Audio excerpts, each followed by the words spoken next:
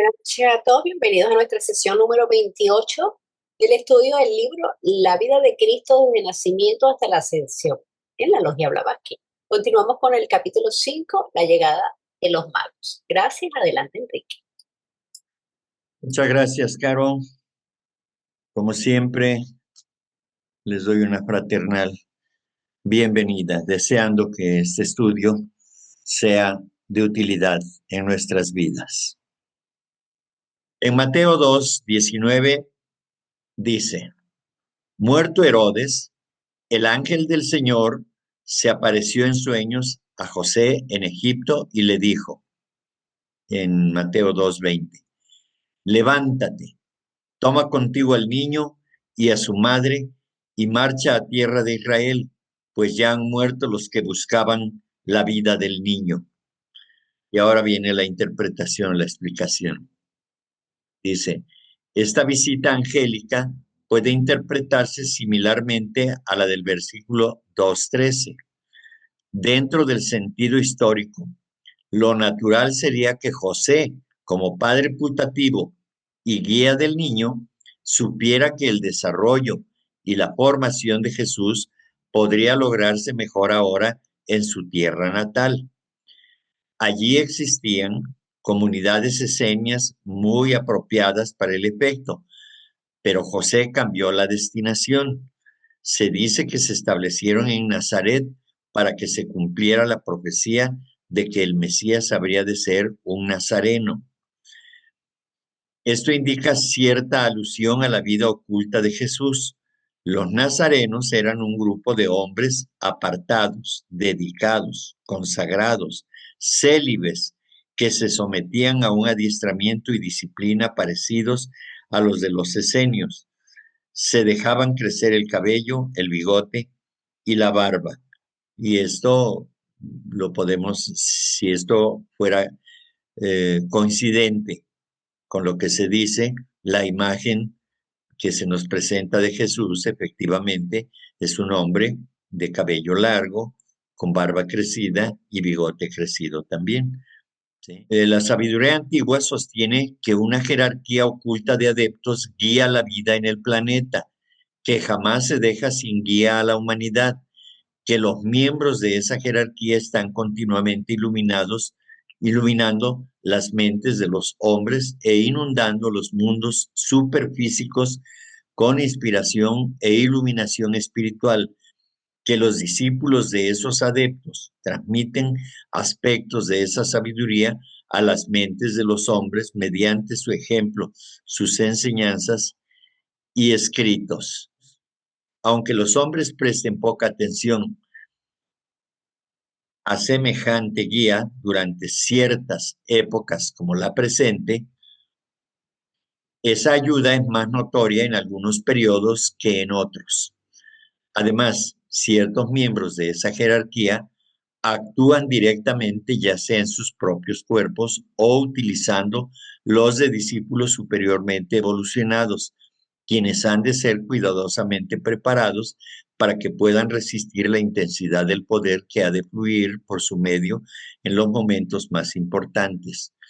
Según la tradición oculta, parte de la misión de Jesús fue la de servir como vehículo para una de estas visitaciones a partir de su bautismo en las aguas del Jordán, como veremos en el próximo capítulo. Se supone que esta preparación comenzó en Egipto y continuó en Palestina, donde dice, levántate, toma contigo al niño y a su madre y marcha a tierra de Israel, pues ya han muerto los que buscaban la vida del niño.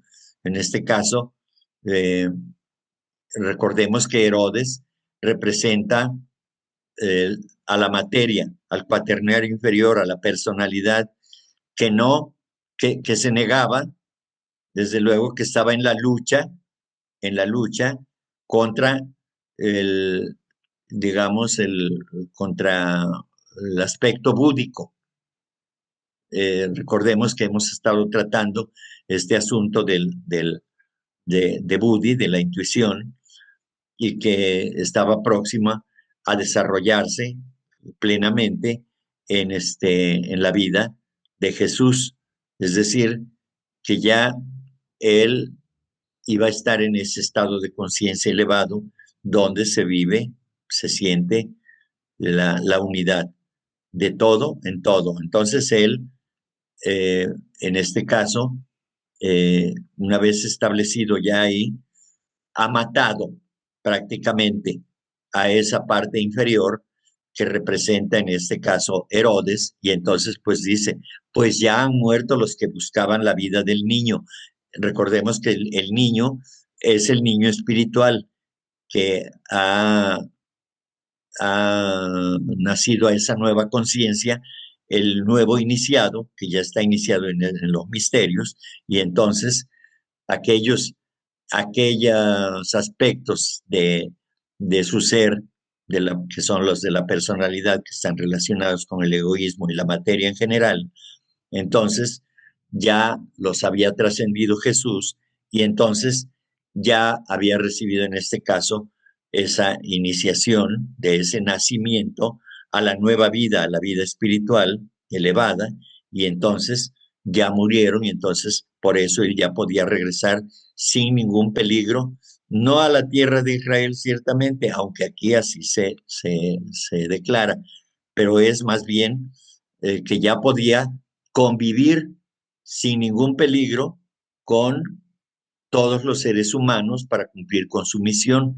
Ya no lo iban a afectar ni el sentimentalismo, ni los desequilibrios emocionales que resultan de ver el sufrimiento de los demás, ni las envidias, ni el orgullo de los otros, que pueden tocarlo también al nuevo iniciado, ¿no? Entonces, todas esas cosas ya quedaron atrás y por supuesto que entonces ya está seguro y por eso ya puede regresar seguro, en este caso dice a Israel, pero diríamos, puede regresar a donde él puede contactarse con los otros yoes que son inferiores a él y que no le van a contaminar, no le van a perturbar. Por lo tanto, puede estar ya haciendo el trabajo, la misión por la que vino y la va a cumplir desde luego, porque ya tiene una vía, digamos, si no completamente libre, sí más libre. Tendrá que enfrentarse eh, todavía a otros aspectos de su ser mismo que todavía quedan ahí, porque recordemos que una vez que se recibe la primera iniciación, no es un ser humano completamente puro, todavía tiene atisbos de egotismo y de egoísmo y de vanidad y todo esto, pero ya no lo arrastran como a cualquier ser humano nos arrastran las pasiones. Ya en este caso ya está preparado, porque a eso fue precisamente a Egipto, a los templos que estaban para ese propósito en Egipto.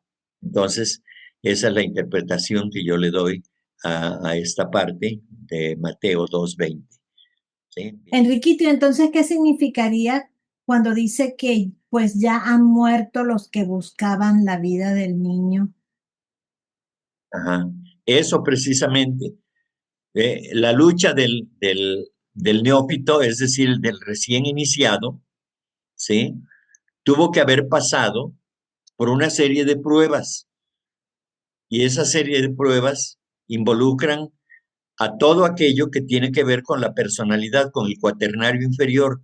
Es la lucha del hombre que se está liberando de todo eso, se está redimiendo, se está salvando a sí mismo, y es entonces cuando la parte de la personalidad se niega a abandonar al ser que se está elevando. Entonces el ser tiene que luchar contra él, contra sí mismo, contra sus pasiones. Esos son los que le buscaban al niño, los que buscaban la vida, es decir, buscaban entorpecer, querían que no alcanzara ese estado. Esa era la lucha bueno, es la lucha que tienen todos los que van a tomar la primera iniciación y la van a recibir, la van a tomar porque precisamente han alcanzado ese estado de conciencia elevado donde ya es la intuición. La intuición es la manifestación del amor, desde luego, y entonces a esa personalidad, a ese cuaternario inferior, no le conviene porque quiere seguir disfrutando, es decir, el, el Kamarupa y el cuerpo físico y el doble etérico quieren continuar y desde luego la parte inferior de la mente también quiere seguir disfrutando de aquello que disfrutó. Entonces, una vez de que ya han sido aniquilados de la vida de ese ser, es como si volviera a nacer y ya se transforma en otro ser, este, en estado de conciencia diferente. No es que sea otra persona ni otro ser humano, es un ser nuevo, es el mismo, pero ahora con un estado de conciencia diferente. Ya no le mueven las pasiones, ya no le mueve el egoísmo, ya no le mueven los celos, la vanidad, el orgullo, todo eso ya quedó muerto, precisamente, sepultado. Eso es a lo que yo considero que se refiere.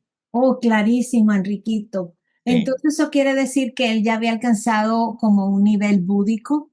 sí, sí es de Ya, lo que hemos estado hablando, que sí. precisamente eso significa el nacimiento al estado búdico, precisamente. Es donde se alcanza una iniciación, la que sea, vamos a decir en este caso. Yo estoy hablando de la primera iniciación, pero lo que pasa es de que también, si pasa a otra iniciación, también vuelve a nacer en la siguiente iniciación y también pasa a ser otra vez como niño, Oh, ¿sí? ya. Ajá, Perfecto, gracias, ¿ok? clarísimo, Enriquito, gracias. Muy bien. Gracias a ti, Diana. Salomón, adelante, por favor. Hola, buenas noches. Oye, Enrique, por qué al nivel búdico y no al nivel mana superior?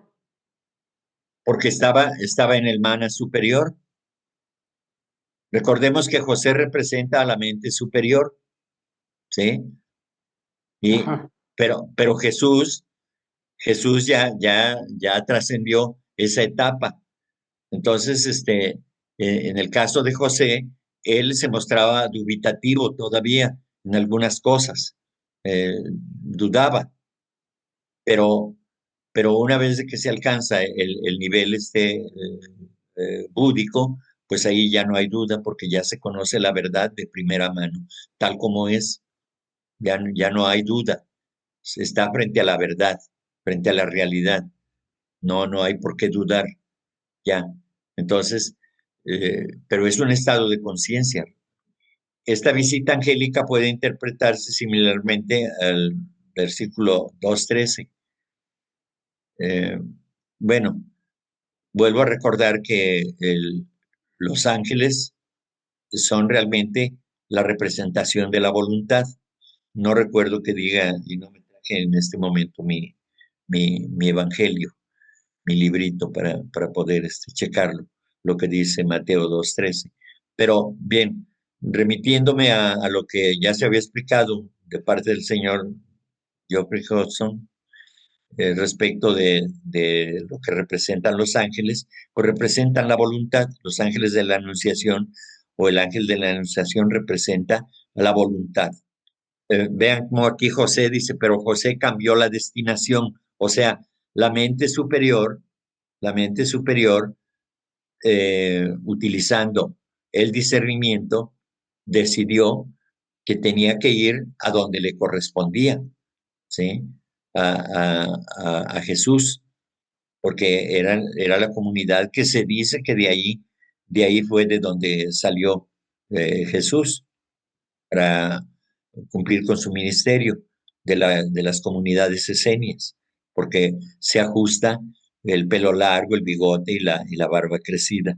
También entonces él pertenecía a esa comunidad de los esenios. Entonces la mente superior representada por José tomó la decisión de que tenía que establecerse ahí porque era ahí donde pertenecía.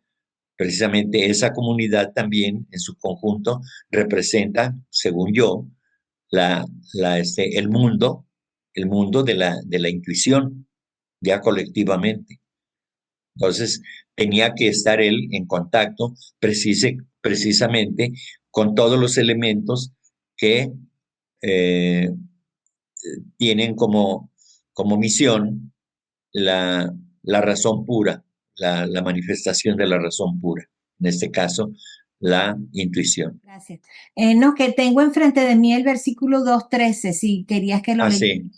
A ver, ¿qué? Dice, después que partieron ellos, he aquí un ángel del Señor apareció en sueños a José y dijo, levántate y toma al niño y a su madre y huye a Egipto y permanece allá hasta que yo te diga, porque acontecerá que Herodes buscará al niño para matarlo. Ah, ok.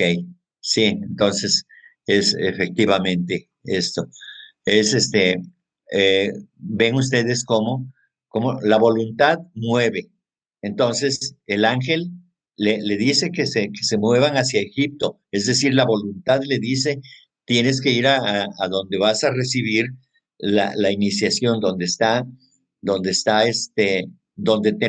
terminará tu preparación en los templos, donde el hierofante, donde el iniciador te espera, o los iniciadores te esperan. Es allí donde tienes que estar, precisamente. Es el impulso de la voluntad lo que le dice a José. O sea, José tuvo que utilizar el poder de su voluntad para, para llevarse, en este caso, la mente superior, tuvo que acercar a ese nuevo ser representado por Jesús, para que recibiera las últimas instrucciones antes de darle la iniciación correspondiente. Por eso fue ese impulso, ese de moverse hacia allá, muévete, ve allá, ¿sí? Esa es la voluntad. ¿Qué es lo que hace la voluntad? La voluntad determina, ¿me quedo aquí o me muevo? ¿Sí? Entonces, eso es la representación de eso precisamente. Ahí está el poder de la voluntad, manifiesta a través de la mente, que es José. Creo que queda claro. Oye, Enrique, ¿y no era muy pequeño para recibir todas esas iniciaciones aún? No, lo que pasa es de que estamos hablando en sentido figurado, acuérdate. Sí. Recordemos que al niño Jesús, el niño Jesús representa a, a una alma, ¿sí? A un ser elevado o ya en vías de tener una elevación espiritual. El cuerpo no importa, lo que importa es el ser que le está dando vida a ese niño, pero no nos ciñamos al asunto de que era un bebé, sino que él era un hombre ya hecho y derecho y que iba a recibir la iniciación. Pero aquí se está refiriendo, la representación de un hombre que va a recibir, que va a ser iniciado y que ya va a aparecer como un niño dentro de la escala evolutiva. A eso se refiere, eso es lo que yo entiendo. Ya, ok, gracias. Sí, porque nos podemos remitir al aspecto histórico de que, pues sí, hubo un niño con cuerpo un físico y todo, ¿sí? Pero aquí se le está dando el tratamiento de que ese niño, en realidad, es el niño espiritual, que está despertando a un nuevo estado de conciencia. En Mateo 2:21 dice, Él se levantó, tomó consigo al niño y entró en tierra de Israel, pero al enterarse de que Arquelao reinaba en Judea en lugar de su padre Herodes, tuvo miedo de ir allí. Y en 2:22 dice, y avisado en sueños, se retiró a la región de Galilea y fue a vivir en una ciudad llamada Nazaret, para que se cumpliese el oráculo de los profetas. Será llamado Nazareno, es decir, porque pertenecía a esa congregación, digamos, a ese grupo de seres que eran, digamos, una comunidad que estaba dedicada al desarrollo de las facultades espirituales, precisamente. Entonces, si iba directamente donde estaba, de regresar, digamos, a Jerusalén en este caso, Jerusalén en este caso representa un peligro porque es ahí donde está toda la materia y todo el conflicto y demás. Entonces, aunque Herodes ya había muerto, entonces Arquelao es, digamos, son los residuos de lo que representaba también Herodes, en este caso, el poder de la materia, ¿sí? Entonces, por eso la mente superior, que es José, en este caso, tuvo miedo, ¿sí? Dudó de que pudiera estar a salvo completamente, entonces por eso precisamente tuvo que mudarse. Y entonces obedeció a lo que estaba establecido en el oráculo. Recordemos que el oráculo es la respuesta, ¿sí? El oráculo es una respuesta, es el poder que da respuestas, ¿sí? Entonces, para la mente, en este caso para José, pues él decidió ir ahí porque era cumplir también con lo que decía el oráculo, ¿sí? El oráculo de los profetas, donde están todas las respuestas que eran convenientes para que se cumpliera precisamente con todo lo que debía cumplirse para que Jesús pudiera cumplir con su misión. Aquí vuelve a hacerse alusión a los peligros causados por el odio y el temor de los enemigos. Son peligros muy reales de los que jamás puede escaparse un idealista y menos aún un discípulo que está acelerando su progreso. ¿Sí? Dicho de otra manera, pues es lo que dije, toda la cuestión del conflicto que produce la materia, pues está relacionado con los temores, con los odios, con el orgullo, con la soberbia y con los celos, con la vanidad, con todo eso. ¿Sí? Bien. La teosofía enseña que el hombre encarna en la tierra repetidas veces y que las vidas durante las cuales se despiertan las aspiraciones y se entra en la vía sacra son especialmente peligrosas. Algunos de esos peligros no pueden evitarse totalmente porque son kármicos, o sea, cosechas compensatorias de siembras adversas en el pasado. Todo neófito sincero es guiado y protegido y dirigido tanto visible como invisiblemente por sus mayores en evolución, dentro de las restricciones impuestas por la ley kármica. Este es otro significado de las anunciaciones y prevenciones que la mónada o esencia divina del hombre recibe de ángeles o de Dios. Entonces, en este caso, ya cuando se trata de seres que ya están por encima de la evolución general de la humanidad, entonces ya aparecen seres más elevados que pueden considerarse, digamos, adeptos como el Buda o como el Cristo, y más elevados, porque van a proteger a ese ser humano que son una rara. Dice, no recuerdo si en La Voz del Silencio, que un discípulo o un iniciado es una rara eflorescencia de la humanidad, que se presenta en la humanidad, porque si fuera fácil llegar a ser un iniciado, pues estaría llena la tierra de iniciados, ¿no? Pero no es fácil. Hay una infinidad de obstáculos que vencer y esos obstáculos han sido generados por el hombre mismo y están dentro de él mismo. Y recordemos lo que se dice, es más fácil vencer, dominar, conquistar naciones que conquistarse a uno mismo.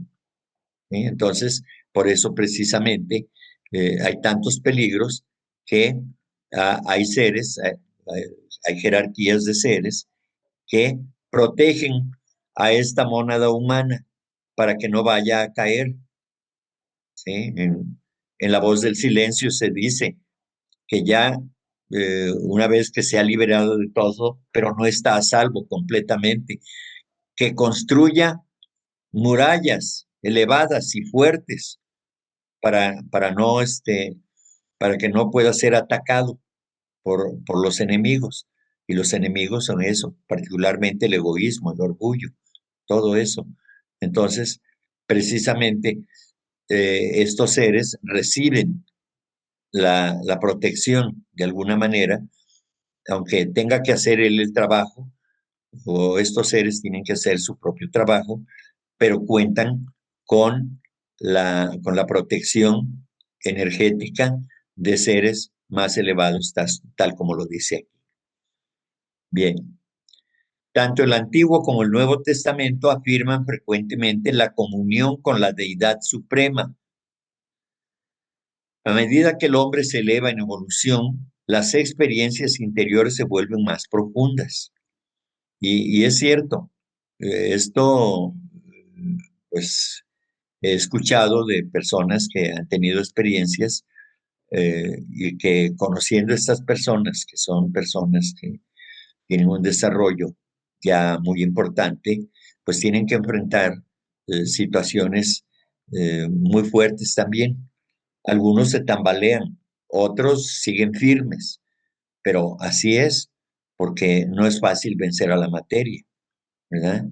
Entonces, eh, estos seres se vuelven más sensibles, precisamente.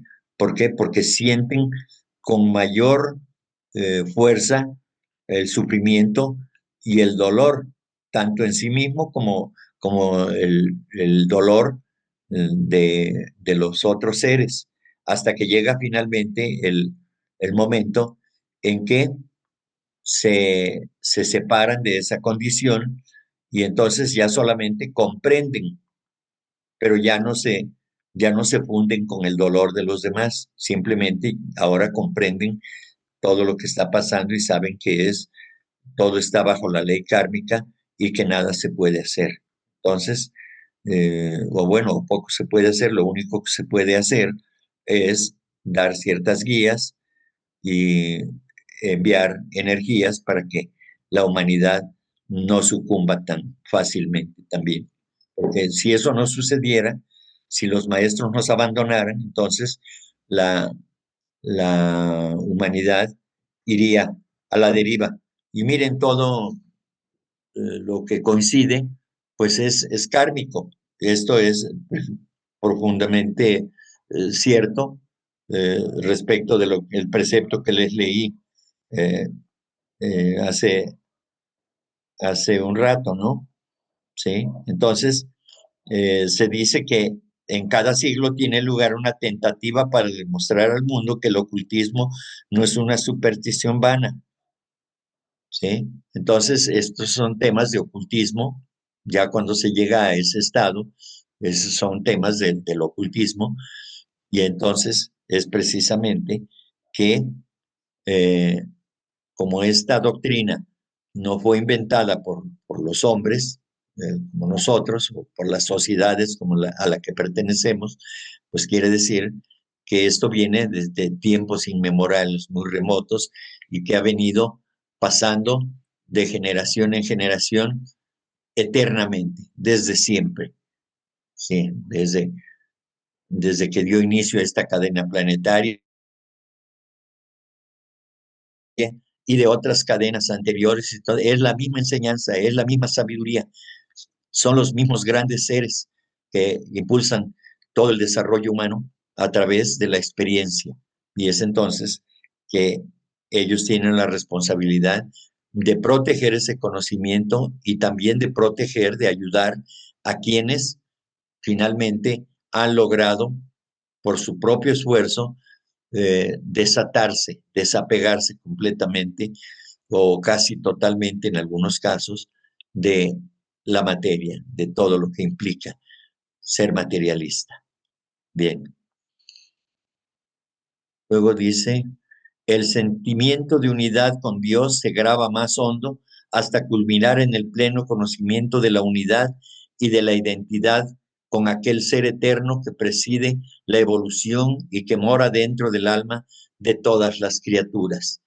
Ese es el ideal que todo ser humano está persiguiendo de manera consciente o de manera inconsciente. Somos impulsados por la ley de evolución para poder alcanzar esta elevada meta, que en la medida que vayamos eliminando los apegos a este mundo de materia, y tan lleno de tantos sentimientos de todo tipo, pues entonces, en ese sentido, el sentido de desunión, el sentido el sentimiento de separatividad se elimina, se aniquila, y entonces surge el sentimiento de la unidad con Dios, pero no con el logos solar, sino particularmente con el Dios interno, con la mónada, con la chispa divina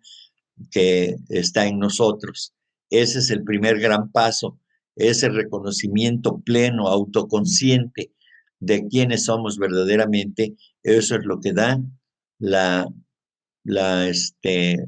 libertad o el poder de poder compartir con todos los demás ese amor, esa fortaleza, ese poder que ha nacido en ese hombre que ha logrado separarse y aniquilar todo lo que tiene que ver con la materia. Eso es lo que hay en ese sentido, y lo he repetido en muchas ocasiones. Quien alcanza la conciencia búdica ya tiene pleno conocimiento, como dice aquí, de la unidad. Es decir, ya no se siente separado porque pasa a ser la unidad misma, se siente como la unidad misma, se identifica completamente, y entonces se identifica con aquel ser eterno que preside la evolución y que mora dentro del alma de todas las criaturas, es decir, la mónada humana.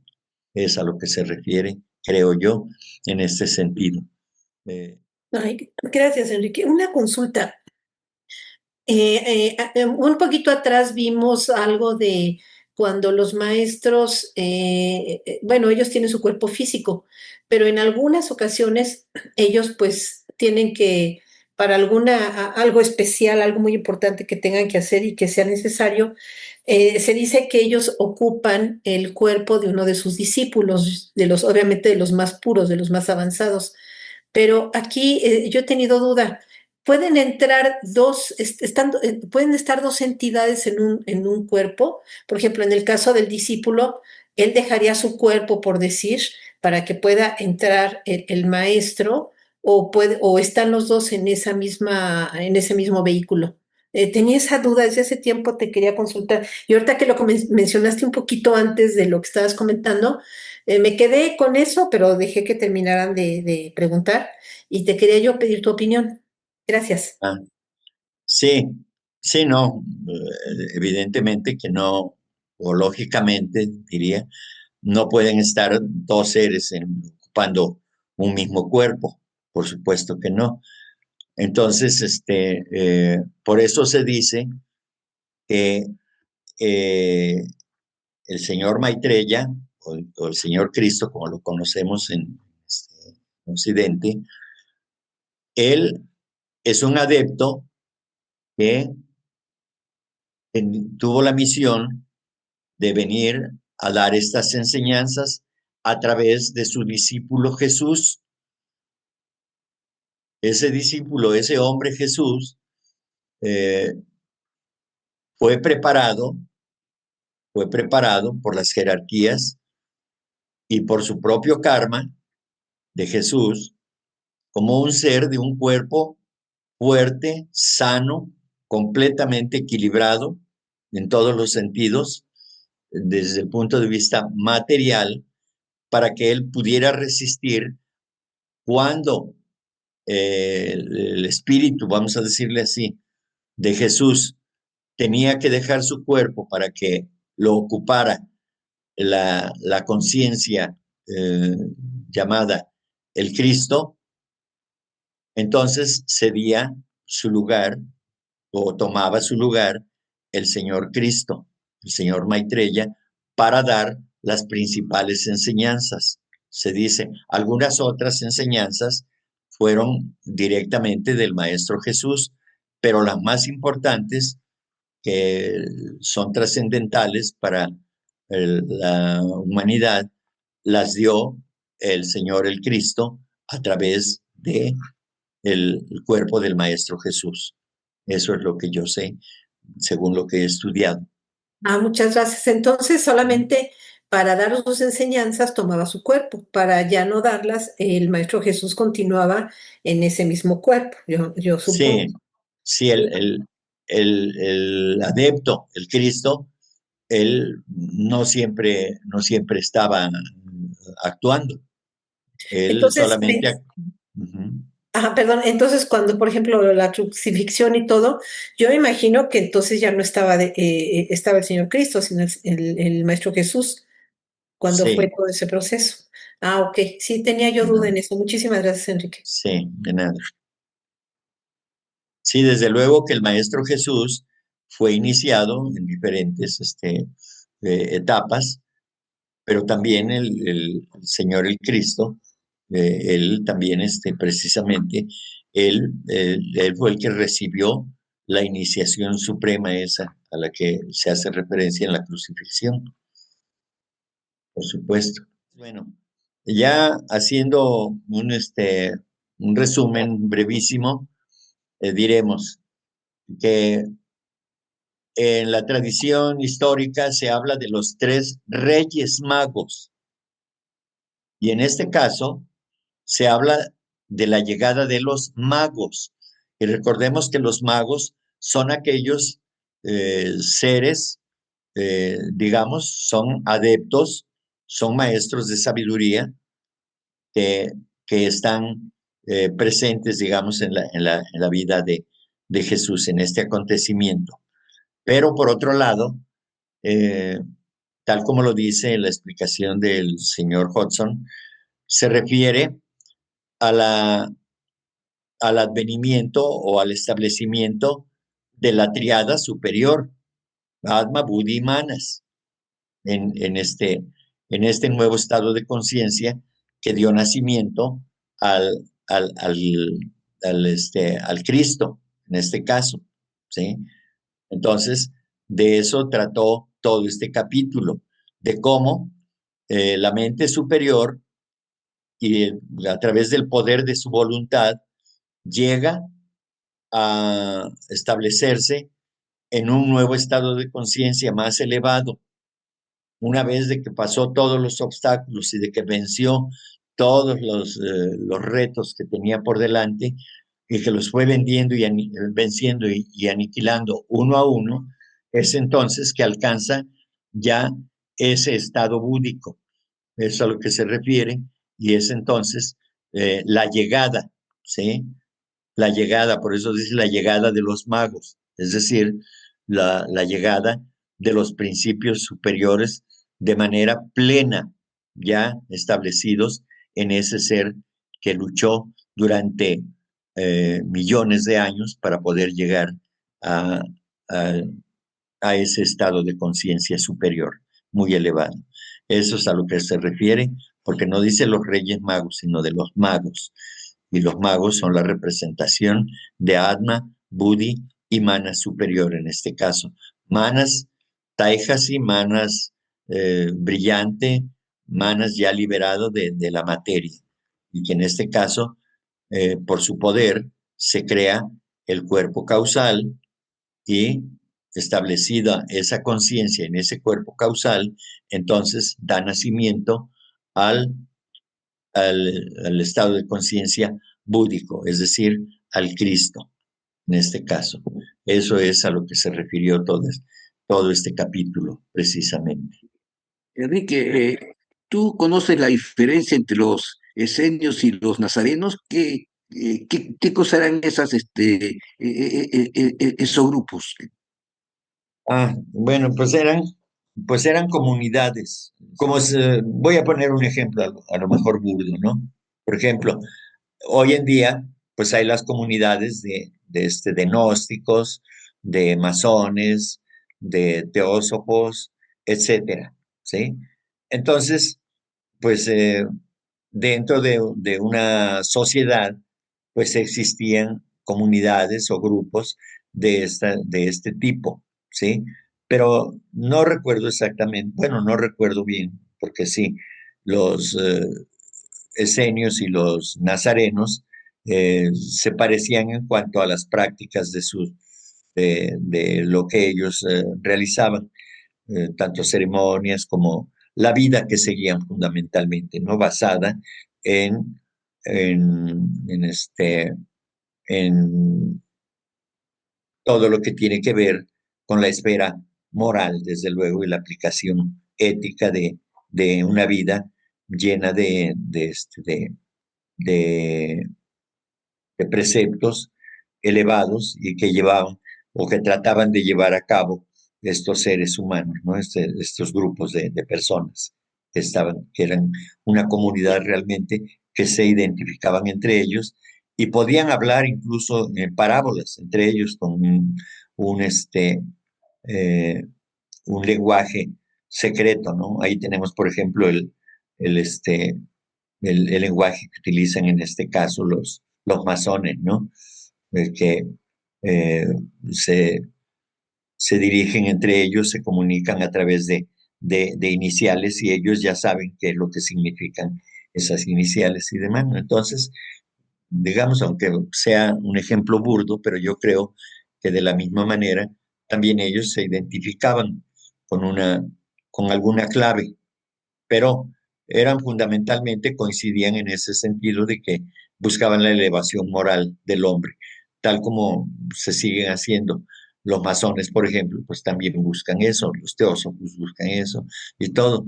Una, una manera diferente de manifestarlo, pero finalmente todos, todos buscamos esa elevación moral, desde luego con ¿Y métodos ambos grupos habrían diferentes. enseñado al Maestro Jesús? ¿Ambos grupos habrían enseñado al Maestro Jesús, tanto los esenios como los nazarenos? ¿Le habrían dado enseñanzas? Eh, ¿Se sabe? por lo que se ve, por lo que se ve, eh, él pertenecía al grupo de los nazarenos, ¿sí? Eh, por linaje, vamos a decir, linaje espiritual, ¿sí? Pero desde luego que las enseñanzas de los esenios, pues coincidían también con la comunidad a la que él pertenecía, ¿sí? Eso es lo que yo recuerdo que he leído y de lo que se dijo aquí en esta última sesión. Oye, Enrique, ya nos explicaste del significado de los magos Sí, y nos explicaste que se trata de la tríada superior. sí. Y cuando se habla de los Reyes Magos, ¿de qué significado tiene entonces? Pues eso sí no lo sé, porque, porque eso es desde el punto de vista del cristianismo, o, sí, pues lo que se enseña en la religión católica, fundamentalmente, y entonces, pues se habla de esos reyes. Incluso, pues hay comentarios de que se trataba de reyes que eran sabios, ¿sí? Y un sabio, pues sabemos nosotros que es un maestro de sabiduría también, en este caso, ¿no? Pero pues le dan esta, le dan una ubicación geográfica que no dicen exactamente de dónde procedían, ¿no? Pero pues dicen que llegaron de Oriente, ¿sí? Entonces eso me hace pensar que estos reyes venían de tierras donde eh, tenían una relación con la enseñanza que iba a dar Jesús, precisamente, porque esos reyes son los que ampararon el advenimiento de ese niño. Por lo mismo que expliqué de los magos, ¿sí? Porque aquí nada más es el agregado de reyes, ¿sí? Reyes magos. Y el señor Hodgson, pues los llama simplemente magos, ¿sí? Y magos pues, son magos que hacen magia blanca en este caso, porque también hay magos negros, ¿no? Pero estos eran los magos blancos. En este caso, si nos remitimos a un aspecto de seres humanos. Pero como ya hemos dicho, como lo explica el señor Hodgson, que es la llegada de los magos, es decir, la llegada de la sabiduría a través de la representación de la mente superior iluminada que da paso a la conciencia, a alcanzar la conciencia de Budi y por ende también la unión ya con la mónada espiritual, en este caso, con la mónada divina, en este caso. Ahí terminamos ese capítulo. La semana próxima nos vemos para continuar con este estudio. Pero cumplidamente les agradezco a todos su presencia y su participación.